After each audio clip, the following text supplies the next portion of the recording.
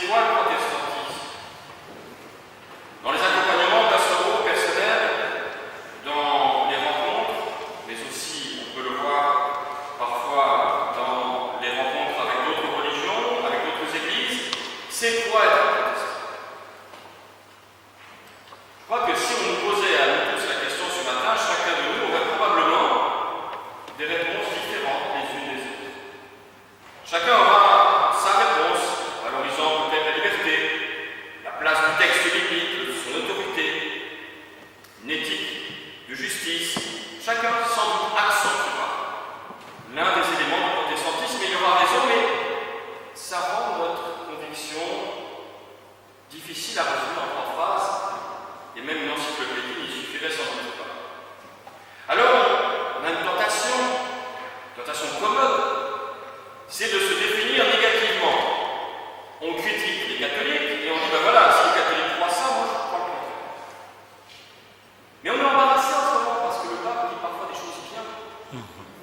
Alors du coup, on croit quoi nous? Quand il écrit une encyclique admirable sur l'écologie, on est obligé de dire qu'il a raison et qu'on est d'accord avec lui.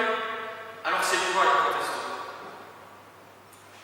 Bien sûr, il existe des différences, c'est vrai, légitimes, cohérentes, irréductibles et non pas où l'un a tort et l'autre raison, mais accentuant différemment nos convictions. C'est bien sûr le statut, la tradition par rapport au texte biblique. Vous savez que dans l'Église catholique, la tradition et donc tout ce qui a été vécu par l'Église a une importance déterminante, d'où d'ailleurs le culte marial, le culte des saints, de la papauté, alors que chez nous on veut ce retour au texte. C'est vrai que c'est une différence. La compréhension de l'Église, c'est vrai qu'elle est différente, qu'elle est, encore une fois j'insiste, légitime dans une Église, comme dans l'autre.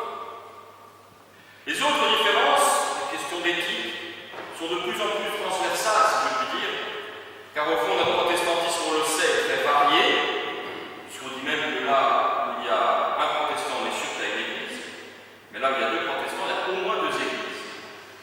Et c'est vrai qu'on est très différents les uns des autres, notamment sur les questions d'éthique.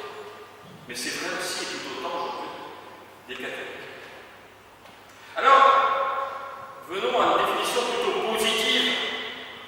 Le 31 octobre 1517, l'affichage des thèses de Luther, vous savez que la plupart de ces thèses sont, c'est vrai, négatives. Il proteste contre un certain nombre de choses qu'il estime être en conscience des dérives de l'Église. Chez Calvin aussi, on verra cette dimension négative. Mais il y a aussi une dimension positive. Protestant, c'est aussi pro-testimonium, témoigner pour. Et la première découverte de Luther, c'est cette affirmation: le juste vivra par la foi. Ça veut donc dire que chacun est ce qu'il est, dit Luther.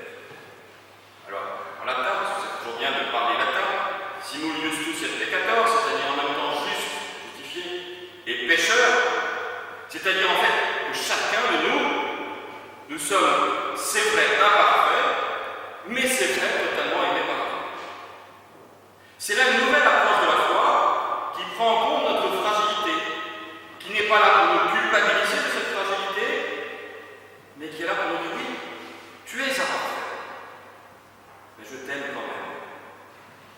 C'est notre condition humaine. Et donc être protestant, c'est peut-être refuser d'opposer la spiritualité d'un côté à la vie quotidienne de l'autre. C'est proposer à chaque être humain, positivement, de réconcilier sa vie de tous les jours avec sa spiritualité. C'est rechercher une forme de cohérence, bien sûr toujours imparfaite, personne n'est totalement cohérent, mais de cohérence entre sa vie et ses convictions. Alors c'est vrai que le mode de vie contemporain rend parfois cela difficile, et je ne vais certainement pas ici critiquer ce qu'on appelle les chrétiens du dimanche, parce qu'ils arrivent à ne pas trouver de cohérence entre ce qu'ils pratiquent et ce qu'ils vivent. Mais plutôt affirmer qu'aujourd'hui, plus que jamais sans doute, nous avons une réelle difficulté à témoigner, à attester de nos convictions positivement dans un monde de plus en plus dur. y a un sujet dont on parle relativement peu dans les églises, qui est pourtant un sujet majeur de notre société. La souffrance au travail. Le stress absolu que les uns et les autres nous pouvons ressentir dans telle ou telle entreprise, dans telle ou telle institution, parce qu'effectivement, nous n'arrivons plus à vivre notre spiritualité en cohérence avec un monde qui exige toujours plus de productivité, qui exige que nous soyons des robots quasi parfaits, que nous soyons robotisables à merci. Il y a là, je crois, une mission pour nous, de rechercher cette cohérence. Comment la trouver, comment en témoigner. Et puis le juste vivra par la foi, c'est aussi l'idée que le pardon est un rebond. La justification n'est pas simplement un acte isolé, mais je découvre dans la foi que je suis pardonné.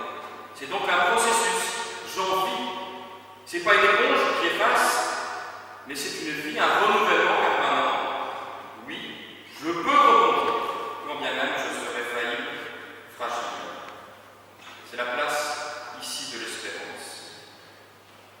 Et puis sans doute, une autre découverte de Luther, on pourrait parler longtemps bien sûr, mais avec le juste vivra par la foi, c'est cette idée du sacerdoce universel. Nous sommes tous prêtres, tous laïcs. C'est une profonde démarche d'humilité. L'humilité enracinée dans une critique du pouvoir, comme critique par Jésus des pharisiens de l'Évangile, avec ces phrases comme celui qui s'abaisse sera élevé, ou le premier sera dernier. Mais attention, le sacerdoce universel, ce n'est pas non plus cette indifférenciation des fonctions. Il y a des fonctions dans l'Église, différentes. Il y a des catéchètes, des pasteurs, des conseillers presbytéraux, etc. Il y a des fonctions, mais il y a une profonde égalité de valeur. Ça ne veut pas dire identité de fonction. Ce n'est pas la fonction qui fait la valeur de l'être humain, c'est l'être humain qui fait la valeur de l'être humain. Il n'y a plus ni juif ni grec, ni homme libre, ni esclave, ni homme ni femme. Cela, je crois, a du sens aujourd'hui. Parce que très souvent, on sent des personnes en situation de souffrance, souffrance sociale, souffrance professionnelle, souffrance familiale, qui ont un besoin d'être reconnues pour ce qu'elles sont et pas uniquement pour leur fonction. Inversement, on va survaloriser des jeunes gens à qui on va faire croire que d'un coup ils sont des stars. Il y a aussi celles et ceux qui traversent la période de chômage et qui ne sont alors pour rien, puisqu'on se définit par sa fonction. Je m'appelle un tel et j'ai tel métier. Alors quoi? Si on est retraité, si on est chômeur, ou si on a choisi de ne pas avoir de métier, alors quoi? On n'est rien. Je crois qu'il y a là effectivement encore une mission d'attestation du sacerdoce universel. Mais attention, nous courons, je crois, nous protestants après deux risques majeurs. L'orgueil et la timidité. L'orgueil, parce que, disons-le, parfois quand même, allez, un peu de confession de péché dans notre prédication, on est quand même un complexe de supériorité, vous ne trouvez pas? Alors, bien sûr qu'il faut défendre positivement nos idées, car elles nous semblent les meilleures. Je le dis volontiers, nos idées sont les meilleures. C'est en tout cas ce que je crois. C'est notre vocation de le dire. Mais ne considérons pas alors que ces convictions sont nécessairement une vérité absolue qui s'imposerait à tout le monde. Sinon, alors nous voudrions rendre prisonnier la vérité de nos idées. Nous voudrions rendre prisonnier la divinité de nos propos, dans nos propos. Nous enfermerions Dieu exactement comme les disciples dans ce récit de l'Évangile, dit de la transfiguration, qui ont voulu immédiatement dresser des tentes pour fixer l'événement. Une tente pour Moïse, une tente pour Élie, une tente au milieu pour Jésus. Le récit dit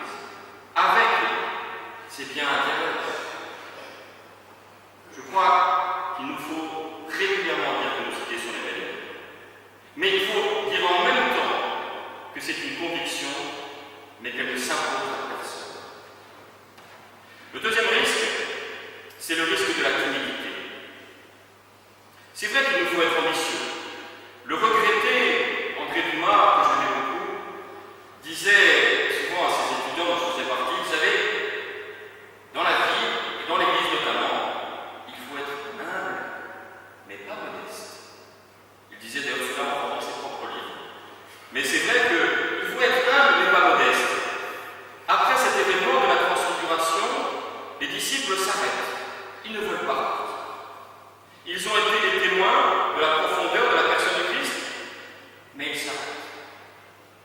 Alors peut-être que les thèses unitaires, peut-être que tous nos mouvements de la Réforme, et parallèlement d'ailleurs au mouvement du Concile de Trente dans l'Église catholique, qui fut un concile merveilleux, tout ce mouvement du XVIe siècle va remettre le christianisme en marche. Il s'était arrêté, comme scotché dans ses propres habitudes. Nous avions laissé les disciples là, dans ce récit, mais les voilà, nous voilà, repartis,